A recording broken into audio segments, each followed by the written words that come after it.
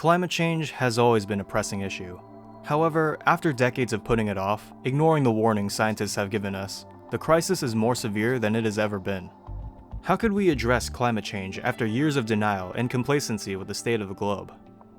Well, we can laugh at it.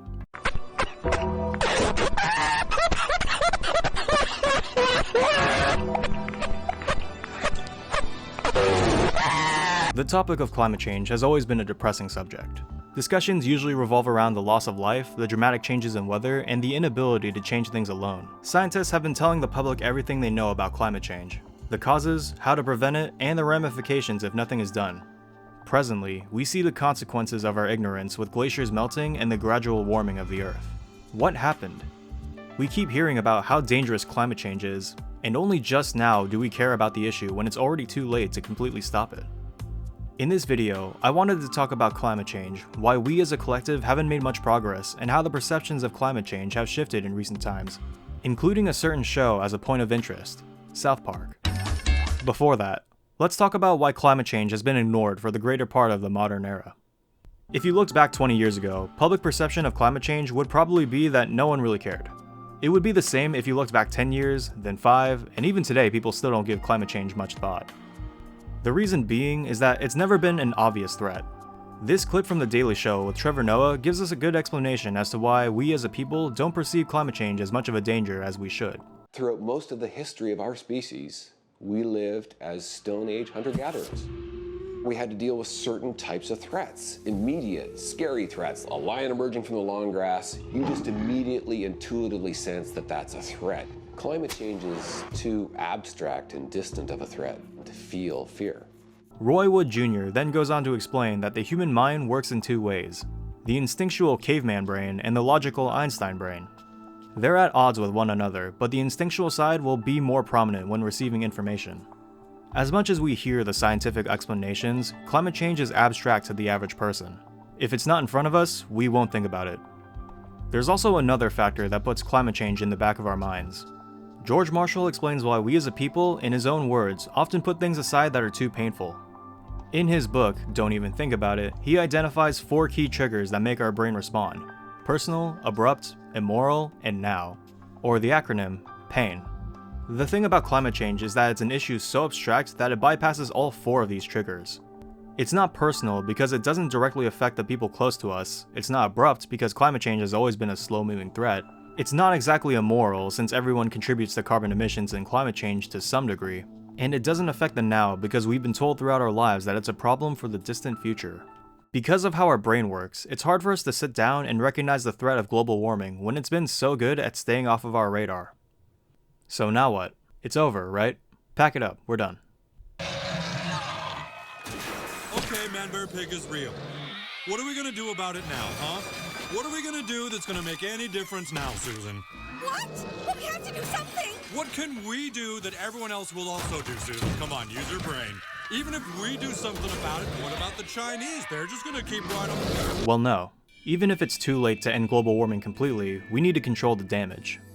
After many years of essentially fear-mongering and listening to nothing but depressing facts, it's clear that whatever we've been doing so far hasn't worked. If being serious about climate change hasn't done much for us, then what about being serial? I'm cereal. Then what about comedy? Luckily, people much smarter than me have already asked this question. Maxwell Boykoff and Beth Osnes decided to investigate the efficacy of comedy in relaying the facts and messages of climate change. In 2018, Boykoff and Osnes examined the University of Colorado's Inside the Greenhouse Project and their Stand Up for Climate Change initiative. They have a yearly workshop that takes effort in spreading the message of climate change. Students would get together, showcase their videos, and perform comedy sketches for their peers and audience members. Boykoff and Osnes found that the participants and audience all found the event engaging, being able to digest the information much easier thanks to the lighthearted nature of the event. Participant survey feedback constantly points to the value of comedy as a vehicle for learning and new knowledge formation, as they also know the risks of trivializing a critically important issue. Boykoff and Osnes conclude by saying that the purpose of the study was to show how comedy allowed the messages of climate change to meet people where they are. They can lower their guards around global warming thanks to comedy and be open to receive and reflect the new information they learn through a medium that isn't as polarizing or overwhelming as pure scientific fact. You can call this kind of approach bad environmentalism. Nicole Seymour, author of Bad Environmentalism, Irony and Irreverence in the Ecological Age, describes bad environmentalism as a way to address environmentalism with irony and irreverence, to undercut public negativity toward activism while also questioning basic environmentalist assumptions. Basically, it goes against traditional ways of environmentalism and leaves nothing above criticism. When most people talk about climate change, it's usually in a sugar-coated way to make the depressing information digestible. Seymour in her book says that many films and modes discussing climate change do a poor job appealing to people to act, saying that films like Idiocracy don't give viewers a way to take action. For the last time, I'm pretty sure what's killing the crops is this Brondo stuff. But Brondo's got what plants crave. It's got electrolytes. So wait a minute. What you're saying is that you want us to put water on the crops? Yes. Water. Like out the toilet? Expressing environmentalism and critiquing it requires a lot of balance to effectively impart the knowledge and motivation required to invoke action in people. Compounding what we found in Boykov and Osnes's research, we can see that comedy in many forms can be an alternative, if not a legitimate method to helping people realize the critical nature of climate change. Comedy contradicts the traditions of environmentalism to critique and challenge it, refusing to let the politics surrounding climate change interfere with the message. What better way to talk about climate change in comedy than to discuss the show that is known for leaving nothing sacred, South Park. South Park was created by Trey Parker and Matt Stone in 1997. It follows the protagonists, Kyle Broflovsky, Stan Marsh, Eric Cartman, and Kenny McCormick, 4 fourth-grade boys that live in South Park, Colorado. South Park is a very popular American cartoon that is known for satirizing much of everything in pop culture. Why am I bringing them up? Because this show has an interesting history with climate change, specifically through their stand-in for climate change, Man Bear Pig. Don't worry, it's not really Man Bear Pig. It's me, Al Gore. I'm spreading Man Bear Pig awareness. Here, each of you kids take a pamphlet and a bumper sticker. In their 2006 episode, appropriately titled Man Bear Pig, it follows the boys and their encounters with Al Gore, former Vice President of the United States. Al Gore has been an advocate for climate activism, and the team at South Park took it super serial. By that, I mean they made sure to satirize the former Vice President as much as they can. The episode begins with Al Gore giving a presentation of the dangers of Man Bear Pig, how it's real and a massive threat. Pretty much all of South Park doesn't care too much about Man Bear Pig or even believe it exists. Neither do the boys, but Stan feels bad for Al Gore and decides to humor him so that he doesn't feel lonely. Al Gore then takes the 4 of them to search for Man Bear Pig and deal with it once and for all. Unfortunately, Al Gore disturbs the cave they were touring and makes it collapse, trapping Stan, Kyle, Cartman, and Kenny in there. In the end, the boys make it out and scold Al Gore for using Man Bear Pig just to get attention. I was nice to you because I felt sorry for you because you don't have any friends. But now I see why you don't have any friends. You just use Man Bear Pig as a way to get attention for yourself because you're a loser! Yeah, right. The man who single-handedly killed Man Bear Pig is a loser. We can clearly see that the perception of climate change activism was pretty much at rock bottom in the mid-2000s. It was pretty much a joke, a myth back then. It's reflected in Trey Parker and Matt Stone's writing that they weren't convinced of climate change at all. Also, as a side note, I like the detail that most of the danger the boys are put in are the direct result of Al Gore. Kinda symbolic that climate change was man-made, whether it was intentional or not. Then that's it. Climate change and Man Bear Pig were left alone, out of sight and in the back of our minds. But 12 years later, Stone, Parker, and South Park would come back with a 2-part special all focused on Man Bear Pig. 2018's Time to Get Serial follows a string of school shootings, something that has unfortunately not changed in recent years. But in actuality, these deaths were at the hands, or paws, or hooves of Man Bear Pig. Turns out, Man Bear Pig is real, and it's been killing tons of children and adults all over South Park. Stan sees it firsthand and goes to find someone who knows all about it, Al Gore. Who was that ex-president guy? The one who showed up and tried to convince everyone of a Man Bear Pig? You mean Al Gore? Al Gore. The episode then follows the boys doing something rare for the show. They apologize to Al Gore. We're sorry for making fun of you. That didn't sound serial at all. I say this is rare because South Park is notorious for unapologetically mocking and criticizing anything and everything. For example, they held no punches when they tore down Scientology, a religious group that South Park has outed for being a cult and a scam. Xenu thought his galaxy was overpopulated, and so he rounded up countless aliens from all different planets. The aliens were no longer frozen, they were dead. The souls of those aliens, however, lived on, and all floated up towards the sky. But the evil Lord Xenu had prepared for this. Xenu didn't want their souls to return.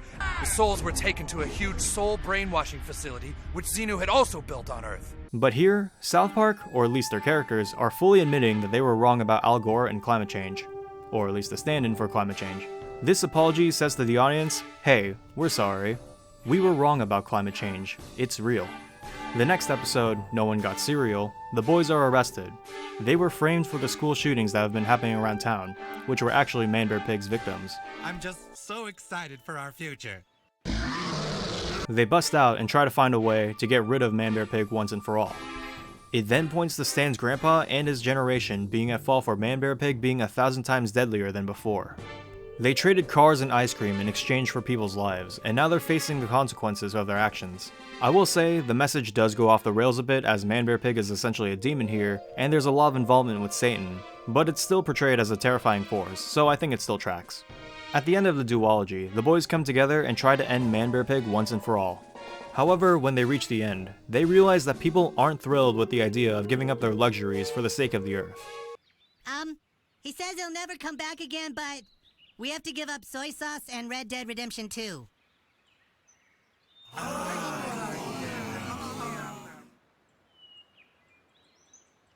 Just plain rice? Yeah, that's what I thought. So they make a new deal to push Man Bear Pig away for the next 5 years. South Park does a great job pairing facts with irony and satire. Yeah, people's reactions to Man Bear Pig are cartoonishly vague, but it's not that far off from reality and climate change. They even point out how Man Bear Pig traded cars and ice cream to come back stronger in the future. They're pointing out how cars and cows are high contributors to global carbon emissions. And they're also pointing out here how people are unwilling to compromise their lifestyles even though the solution to Man Bear Pig / climate change is right in front of them. I'll say right now, these episodes of South Park fall short in Seymour's bad environmentalism because it almost blatantly does not provide a solution to climate change or promote action. But I mean, have you seen South Park? I'm pretty sure most of the characters are not good people by any metric. But what am I trying to say? What am I doing here besides finding an excuse to talk about South Park?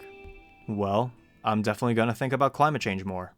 I know it's ironic, considering what we were just talking about. I don't think there's any more room for not considering underestimating the importance of beginning to start the process of mulling over the conceptualization of starting to worry. And the time to do it is very soon.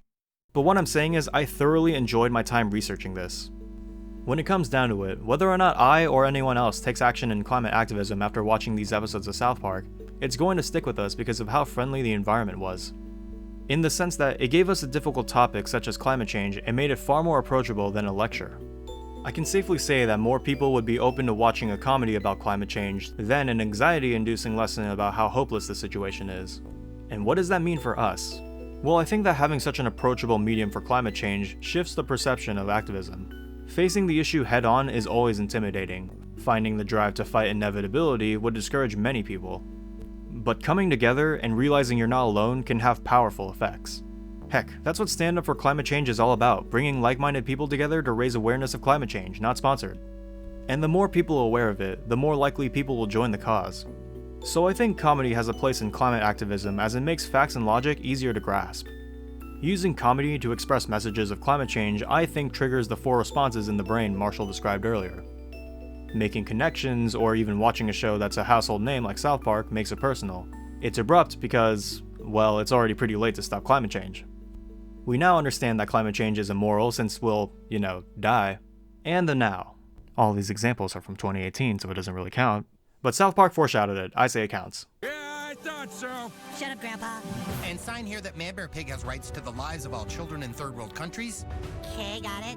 And you agree to ignore Man Bear Pig until he returns in 5 years, in which time the carnage will be 1,000-fold. Okay, would I sign that? Comedy has shown to produce results, and it's time to start seeing more of it.